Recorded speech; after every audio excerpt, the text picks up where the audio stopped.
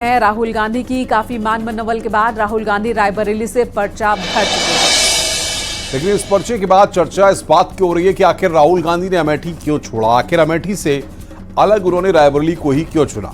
क्या सिर्फ विरासत की सियासत को बचाने के लिए फैसला लिया गया? लेकिन इस बात से भी इनकार नहीं किया जा सकता कि राहुल गांधी के लिए रायबरेली की राह इतनी भी आसान नहीं होने वाली है।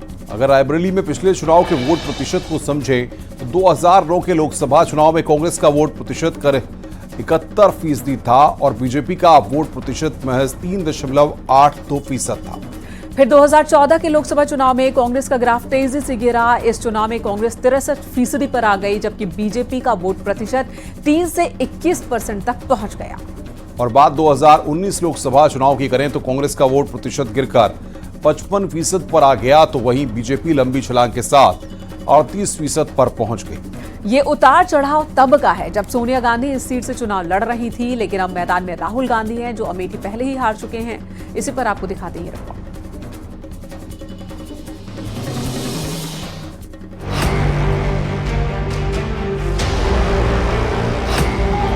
हम सच्चाई की राजनीति और सेवा की राजनीति वापस लाना चाहते हैं।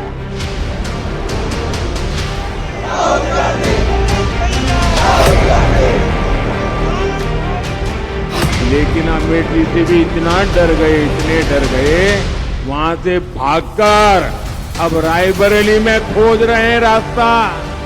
राहुल बाबा नाम के यान को सोनिया जी 20 बार लॉन्च कर चुकी है, मगर लॉन्चिंग इनकी सफल नहीं हुई। और जनता भी ये जानती है रायबरेली की, जो अमेठी छोड़कर वायनाड चले गए, वो रायबरेली के पूर्णता कभी नहीं हो पाएंगे।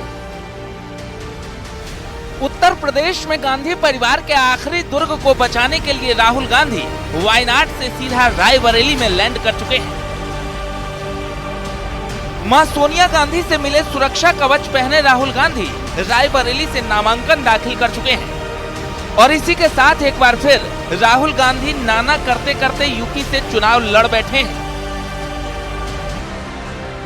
राहुल गांधी के नामांकन की ये तस्वीर बेहद खास है, क्योंकि इस तस्वीर में सोनिया गांधी को अपने बेटे पर पूरा विश्वास है। विश्वास इसलिए क्योंकि जिस सीट पर सोनिया गांधी कभी चुनाव नहीं हारी, जो सीट गांधी परिवार की परंपरागत सीट रही है, साल 2004 से लेकर 2019 तक यहां से सोनिया गांधी सांसद रही।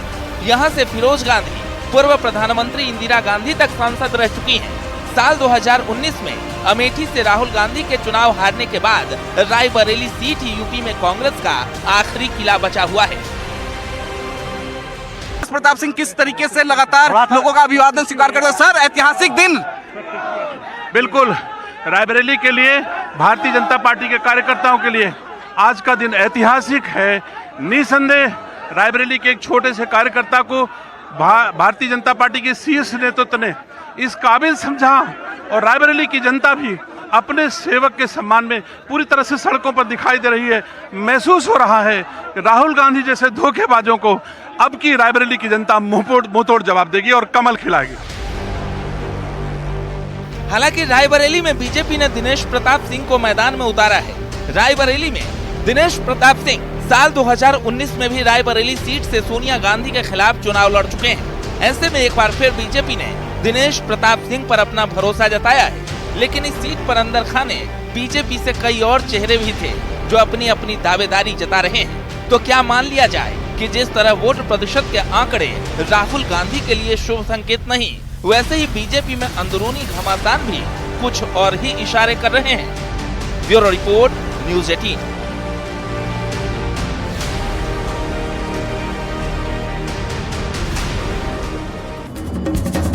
राहुल गांधी अमेठी का मैदान छोड़कर रायबरेली पहुंच चुके हैं। ऐसे में कांग्रेस के इस फैसले पर बीजेपी जमकर चुटकी ले रही है। यहां तक कि पीएम मोदी ने और सीएम योगी ने भी राहुल गांधी के रायबरेली से चुनाव लड़ने पर निशाना साधा। पीएम मोदी ने कहा है कि राहुल गांधी हार के डर से भाग रहे हैं, वो अमेठी से भागकर रायबरेली चले गए। उन्होंने कहा, राहुल गांधी डरो मत, भागो मत। तो वहीं सीएम योगी आदित्यनाथ ने भी राहुल गांधी के इस फैसले पर चुटकी ली। उन्होंने कहा कि पाकिस्तान का पूर्व मंत्री राहुल गांधी की तारीफ कर रहा है, लेकिन हिंदुस्तान में राहुल गांधी की कोई तारीफ नहीं करता। उन्होंने कहा कि राहुल गांधी संकट आने पर भागकर इटली चले जाएंगे। साथ ही कहा कि राहुल गांधी चुनाव के वक्त उत्तर प्रदेश चले आते हैं और चुनाव हारने के बाद 5 साल तक दिखाई नहीं देते। के सारे चेले चपाटे कह रहे थे अमेठी आएंगे, लेकिन अमेठी से भी इतना डर गए, वहां से भागकर अब रायबरेली में खोज रहे हैं रास्ता। ये लोग घूम कर सबको कहते हैं डरो मत। मैं भी आज उन्हें कहता हूं और बड़े जी भर के कहता हूं, अरे डरो मत, भागो मत। पाकिस्तान का एक पूर्व मंत्री राहुल गांधी की तारीफ कर रहा है, यानी भारत में कोई तारीफ नहीं करता, क्योंकि लोगों को मालूम है जब भी भारत पे संकट आएगा तो राहुल गांधी सबसे पहले इटली भागेगा, तब से भारत की याद नहीं आती है, तब से भारत की जनता याद नहीं आती है। लेकिन जब चुनाव आते हैं तब रामलला भी उनको याद आते हैं, तब वह उत्तर प्रदेश में आ थमकते हैं, फिर चुनावी गठबंधन करके फिर गायब हो जाएंगे, फिर 5 वर्ष तक कभी नहीं दिखाई देंगे। तो वहीं अमेठी का मैदान छोड़ने के बाद राहुल गांधी की जगह कांग्रेस ने केएल शर्मा को टिकट दिया है। केएल शर्मा गांधी परिवार के करीबी माने जाते हैं, लेकिन सबसे बड़ा सवाल है कि आखिर राहुल गांधी की जगह प्रियंका गांधी या फिर रॉबर्ट वाड्रा को टिकट क्यों नहीं दिया गया, जबकि रॉबर्ट वाड्रा खुद अमेठी से चुनाव लड़ने की इच्छा जता चुके हैं। आखिर इसके पीछे कांग्रेस की रणनीति है या मजबूरी? आपको दिखाते हैं इस रिपोर्ट में।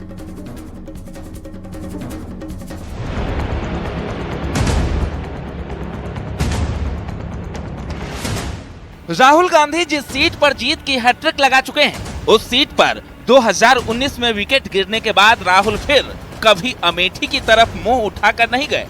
कांग्रेस के नेता कार्यकर्ता अपील करते रहे, संदेश भेजते रहे, लेकिन राहुल गांधी लौटकर वापस नहीं गए। उस सीट पर जब एक बार फिर राहुल गांधी की डिमांड हुई तो कांग्रेस ने परंपरागत सीट पर स्मृति ईरानी के मुकाबले के लिए गांधी परिवार के करीबी केएल शर्मा को उतार दिया।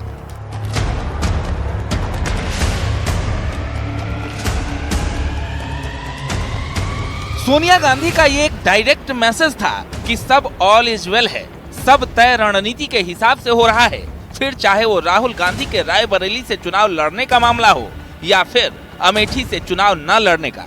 सुनिए केएल शर्मा के नामांकन में पहुंची मैंने खुद आंखों से देखा, मैं खुद यहाँ पे आपके साथ मैंने खुद काम किया और इस चुनाव में भी मैं इनके साथ कंधे से कंधा लगाकर चुनाव लड़वाएंगे और आपसे ये उम्मीद रखती हूँ, मैं आपसे ये उम्मीद रखती हूँ कि आप भी हमारे साथ कंधे से कंधा लगाकर इस चुनाव को लड़वाएंगे और किशोरी जी को जिताएंगे।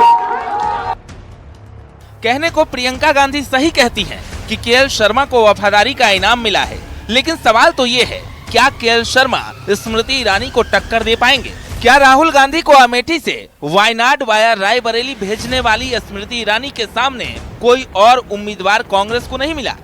क्योंकि चर्चा थी अमेठी में राहुल गांधी नहीं तो प्रियंका या फिर उनके पति रॉबर्ट वाड्रा चुनाव लड़ेंगे। अगर ऐसा होता तो अमेठी की तस्वीर कैसी होती ये भी समझिए।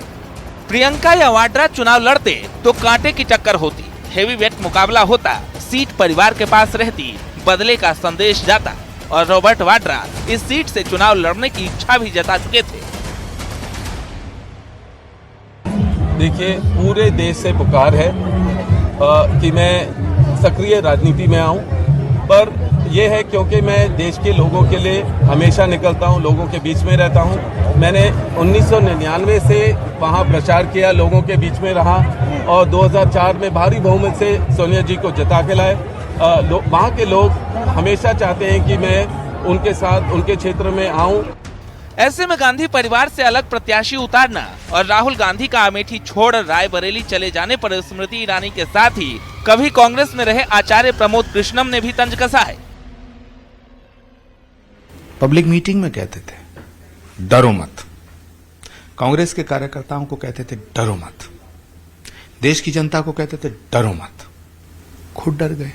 लेकिन सपरिवार पहुंचे हैं नामांकन करने यार रायबरेली में, आपको लगता है राहुल गांधी डर गए हैं? अच्छा अच्छा होता कि वो अमेठी लड़ते।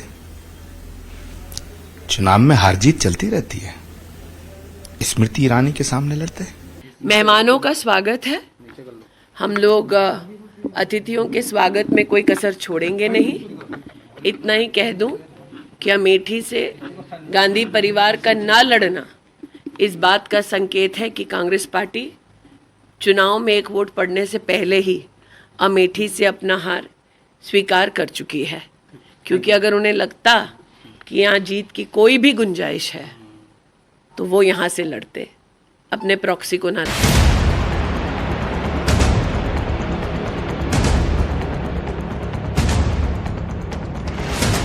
फिलहाल सारी कहानी 4 जून को ही साफ हो पाएगी। जब नतीजे आएंगे तभी ये पता चलेगा कि किसका कौन सा दाव किस पर भारी पड़ा, किसकी कौन सी रणनीति काम आई और किसने किसको पटखनी दी। Bureau report, news 18।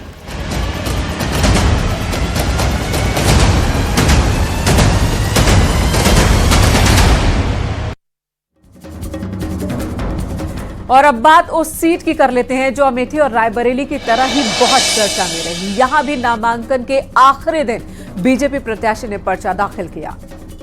दरअसल कैसरगंज में बीजेपी ने बृजभूषण सिंह का टिकट काटकर उनके बेटे करण भूषण को टिकट दे दिया है, जो आखिरी दिन नामांकन दाखिल करने पहुंचे। लेकिन इस दौरान शक्ति प्रदर्शन की जो तस्वीर दिखी उसमें बृजभूषण सिंह कहीं भी ज्यादा लाइमलाइट में नजर नहीं आए। आपको रिपोर्ट दिखाते हैं कि ऐसे चुनाव तो पेटा लड़ रहा है, लेकिन चुनावी मैदान में चर्चा सिर्फ बृजभूषण सिंह की ही हो रही है। जी हां, और आज के रोड शो में बृजभूषण ही छाए रहे।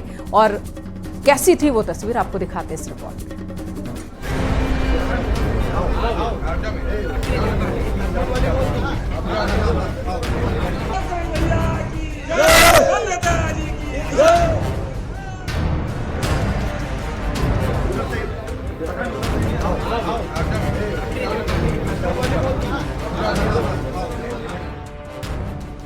जिस कैसरगंज सीट पर बृजभूषण सिंह पिछले 3 चुनाव से जीत का परचम लहरा रहे थे, जिस सीट पर बृजभूषण सिंह लगातार दबदबा कायम कर चुके थे, उस सीट पर बृजभूषण सिंह का जब टिकट कटा तो थोड़ी खुशी, थोड़े गम को कम करने के लिए बीजेपी ने उनके बेटे को टिकट दे दिया।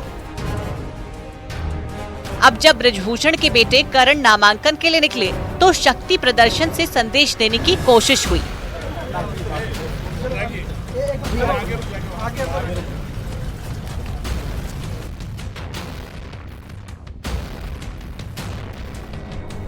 चुनावी रण में भले ही बृजभूषण पिछली सीट पर बैठ चुके हैं, लेकिन वो अब भी सियासत में पूरी तरह से सक्रिय हैं। बताया जा रहा है कि भले ही टिकट करण सिंह भूषण को मिला हो, लेकिन चुनाव बृजभूषण सिंह के नाम पर ही लड़ा जा रहा है। विपक्ष का, विशेष करके कांग्रेस का मैं नाम नहीं लूंगा, ठीक है, मैं नाम नहीं लूंगा और लेना उचित नहीं है, लेकिन उनके एक बहुत बड़े नेता ने हमसे संपर्क किया था।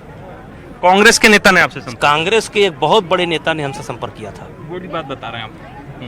कांग्रेस के एक बहुत बड़े नेता ने हमसे संपर्क किया था, ठीक है, कि आप हमारे साथ आ जाइए, इस सीट को मैं अपने गठबंधन में ले लूंगी, जो कुछ भी ले लूंगा, और आप हमारी पार्टी से चुनाव लड़िए। कांग्रेस ने आपको ऑफर दिया? जब उनसे पूछा गया कि आखिर क्या ऐसा है, कह रहे वो अगर पार्टी में आ जाएंगे तो कांग्रेस की लहर हो जाएगी यूपी के अंदर। मैं बड़ी जिम्मेदारी के साथ बोल रहा हूँ। क्या पार्टी से कोई नाराजगी? नहीं, कोई नाराजगी नहीं। आखिरी दिन टिकट अनाउंस हुआ, कोई नाराजगी नहीं, प्रकरण समाप्त हुआ, टिकट हो गया, अब क्या नाराजगी क्या।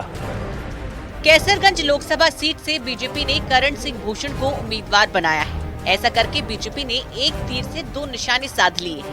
एक तो बृजभूषण शरण सिंह का टिकट भी काट लिया और उनकी बगावत भी नहीं झेलनी पड़ी, क्योंकि अगर कैसरगंज सीट पर पिछले चुनाव परिणाम को देखेंगे, 2009 में बृजभूषण शरण सिंह समाजवादी पार्टी की टिकट पर चुनाव लड़े और जीत गए।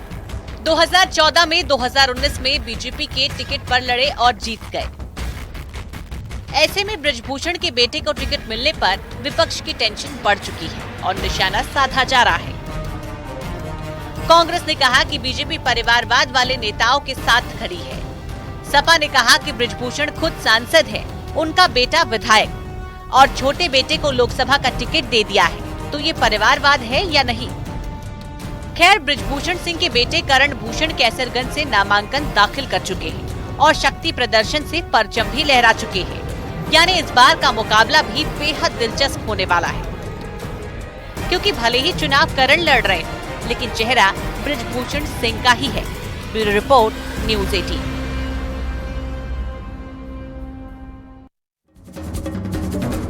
रुक रहे हैं यहां पर ब्रेक के लिए। खबरों का सिलसिला ब्रेक के बाद भी जारी है।